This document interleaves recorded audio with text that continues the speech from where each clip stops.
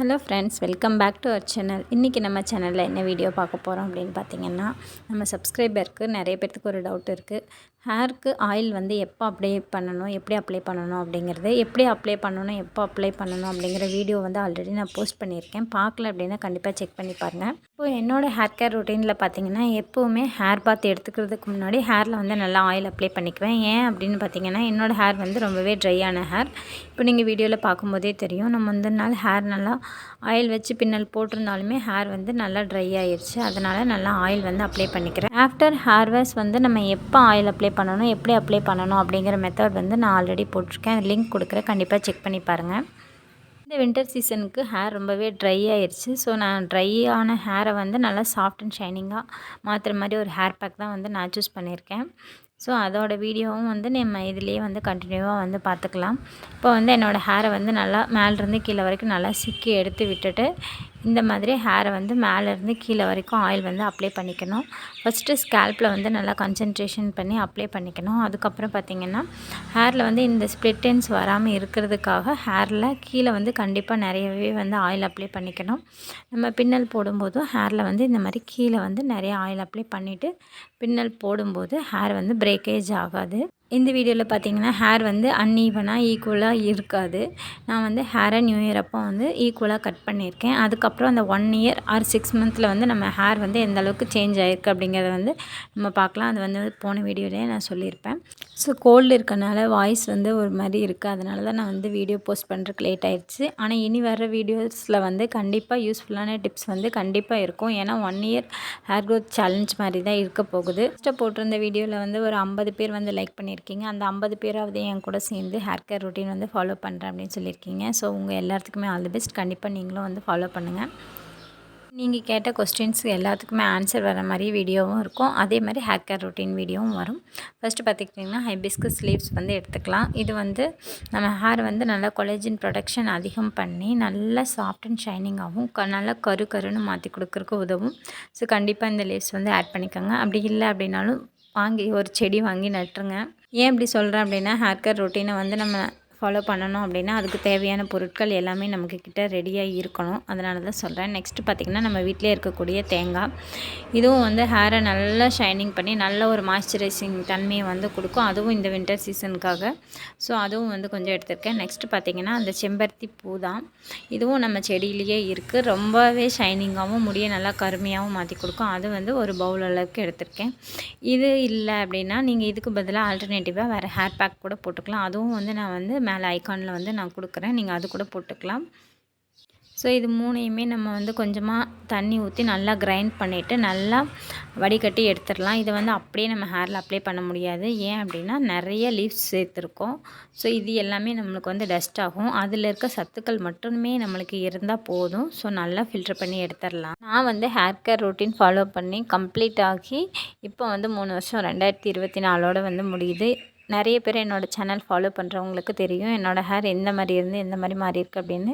இதுக்கு வந்து நம்ம கான்ஃபிடென்ஸாக வந்து இருக்கணும். அது மட்டும் இல்லாமல் கண்டினியூவாக இதை ட்ரை பண்ணணும். நம்ம ஹேருக்கு எது செட் ஆகுது செட் ஆகலை அப்படிங்கிறத வந்து நம்ம பார்த்து செய்யணும்.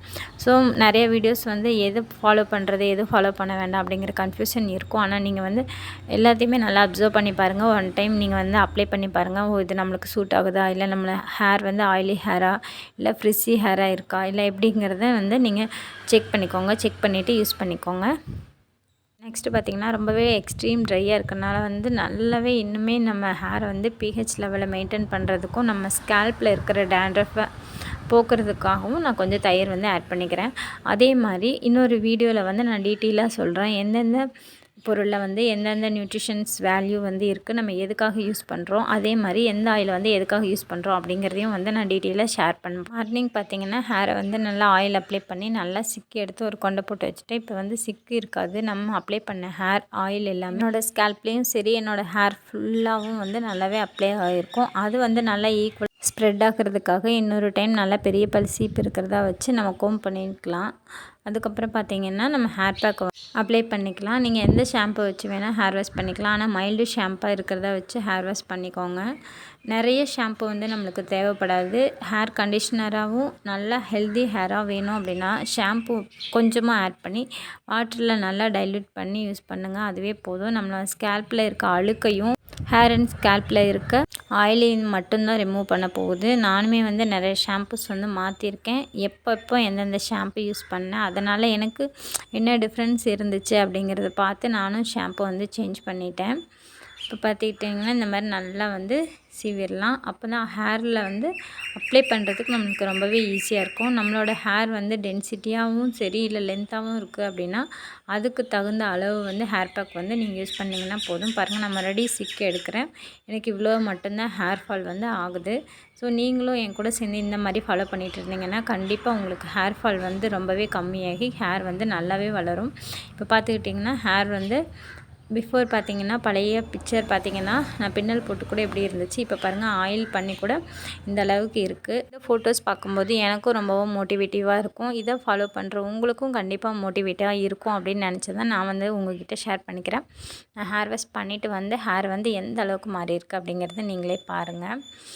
ஹேர் வந்து அந்தளவுக்கு ட்ரையாக இருந்துச்சு. இது ஹேர் வந்து நல்லா மாய்ஸ்சரைசிங் தன்மை கொடுக்கறதுனால சூப்பராகவே மாறிடுச்சு.